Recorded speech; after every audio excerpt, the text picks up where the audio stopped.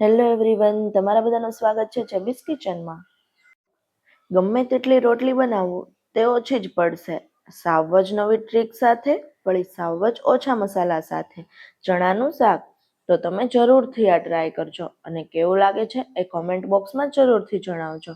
તો ચાલો બનાવવાનું શરૂ કરીએ. સૌ પ્રથમ આપણે એક તપેલી લઈશું અને તેમાં પાલક મેં થોડી સાફ કરીને રાખી હતી તે લીધી છે અને તેમાં 1 કપ જેટલું પાણી એડ કરીશું, એટલે પાલક ડૂબી જાય એટલું. પછી તેને આપણે બફાવા માટે મૂકી દઈશું. હવે એક કટર લેશું અને તેમાં કાંદા અને ટમેટા કટ કરીને રાખ્યા છે ને તે એડ કરી દઈશું, કેમ કે આપણે ગ્રેવી બનાવવાની છે. હવે તેની ગ્રેવી બનાવી લઈશું. તે ગ્રેવી બની જાય એટલે મરચાં અને જે આપણે પાલક બાફીને રાખી હતી તે પાલક અને થોડું એવું દહીં એડ કરવાનું છે. મતલબ 3 થી 4 ચમચી જેટલું દહીં એડ કરવાનું છે, એટલે આપણી ગ્રેવી સરસ એવી મસ્ત બનશે. પાણી એડ નથી કરવાનું, દહીં જ એડ કરવાનું છે. અને તે ગ્રેવી બની જાય એટલે હવે આપણે વઘાર મૂકી દઈશું. તો વઘાર મૂકવા માટે એક મોટું વાસણ લઈશું અને તેમાં થોડું એવું તેલ એડ કરીશું. 3 થી 4 ચમચી જેટલું તેલ એડ કરવાનું છે. જો તમે વધારે તેલ કરવું હોય તો વધારે પણ કરી શકો છો. પછી સૂકા મરચાં, લવિંગ અને તમાલપત્ર એડ કરી દઈશું. તેને થોડી વાર માટે આ રીતના હલાવીશું. તે થોડા મરચાં લાઇટ બ્રાઉન ટાઈપ થાય એટલે હવે તેમાં આપણે રાઈ અને જીરું નાખી દઈશું. રાઈ અને જીરું થોડી વાર ફૂટે એટલે તેમાં થોડી એવી હિંગ એડ કરી દઈશું. તેને ગેસનો ફ્લેમ તો મીડિયમ જ રાખવાનો છે, બહુ હાઈ નથી રાખવાનો, તો જ વઘાર સરસ એવો થશે, નકર બળી જશે. તો હવે હિંગ એડ કરી દીધી છે. થોડા મીઠા લીમડા નાખી દઈશું. મીઠા લીમડાથી શાકનો સ્વાદ ખૂબ જ સારો આવે છે. તો હવે લીમડો પણ નખાઈ ગયો છે. જે કાંદા અને ટમેટાની ગ્રેવી કરીને રાખી હતી તે ગ્રેવી એડ કરી દઈશું. ગ્રેવી એડ થઈ જાય એટલે તેને હવે થોડી વાર માટે હલાવતા રહીશું. એટલે તેમાં રહેલું જે પાણી હશે તે બળી જશે અને મસ્ત એવી ઘટ ગ્રેવી થઈ જશે. આ ગ્રેવીમાં કાંદા નાખ્યા છે. જો તમે કાંદા નથી ખાતા તો કાંદાની જગ્યાએ તમે ગ્રેવી બનાવવા ટાઈમે કેપ્સિકમનો પણ યુઝ કરી શકો છો. તો કેપ્સિકમ ને ટમેટાની ગ્રેવી બનાવી લેવાની છે, કાં તો કેપ્સિકમને ઝીણા ઝીણા કટ કરી લેવાના છે અને ટમેટાની એકની ગ્રેવી બનાવી નાખવાની છે. હવે આપણે બેઝિક મસાલા એડ કરી દઈશું. તો મેં 1 ચમચી જેટલું લાલ મરચું પાવડર, જો તમારે વધારે તીખું ખાવું હોય તો વધારે પણ કરી શકો છો. થોડી એવી હળદર અને 1 ચમચીથી 1.5 ચમચી જેટલું ધાણા જીરું પાવડર. હવે આટલું વસ્તુ એડ થઈ જાય એટલે હવે આપણે તેમાં સ્વાદ પ્રમાણે મીઠું એડ કરી દઈશું.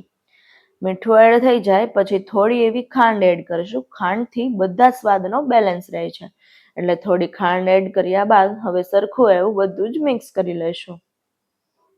બધું સરખી રીતે મિક્સ થઈ જાય એટલે થોડી વાર માટે તેને આપણે મીડિયમ ફ્લેમ પર જ ચડવા માટે રહેવા દેવાનું છે.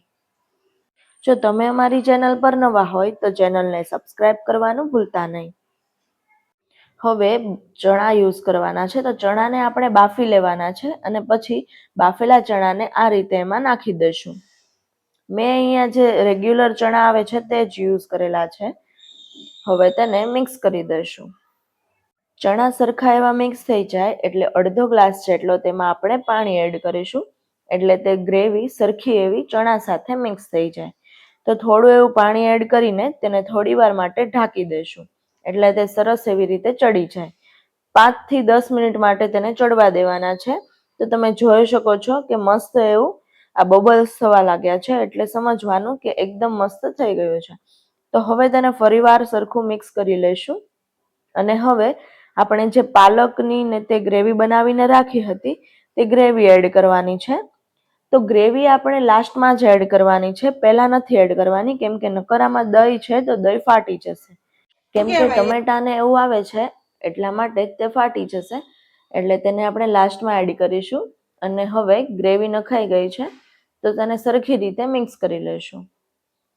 આવી જ નવી રેસીપી વીકમાં 3 વાર આવે છે, મંગળવારે, ગુરુવારે અને શનિવારે.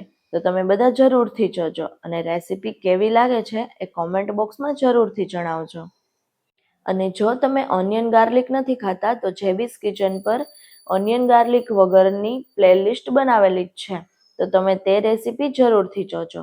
હવે ઉપરથી આપણે ઝીણા ઝીણા ધાણા કટ કરીને મેં રાખ્યા હતા તે એડ કરી દઈશું. તો હવે આપણું ચણાનું શાક એકદમ તૈયાર છે. બપોરનું ભોજન હોય કે સાંજનું જમવાનું હોય, ચણાનું શાક આવી રીતે બનાવશો ને તો ખાવામાં જબરજસ્ત જ બનશે. જો તમને મારી આજની રેસીપી ગમી હોય તો કોમેન્ટ સેક્શનમાં જરૂરથી કહેજો. સાથે મારો વિડીયો લાઇક અને ફ્રેન્ડ ફેમિલીમાં શેર કરજો અને મારી ચેનલને સબસ્ક્રાઇબ કરવાનું ના ભૂલતા. તો ફરી મળીએ એક નવી રેસીપી સાથે. Thank you for watching.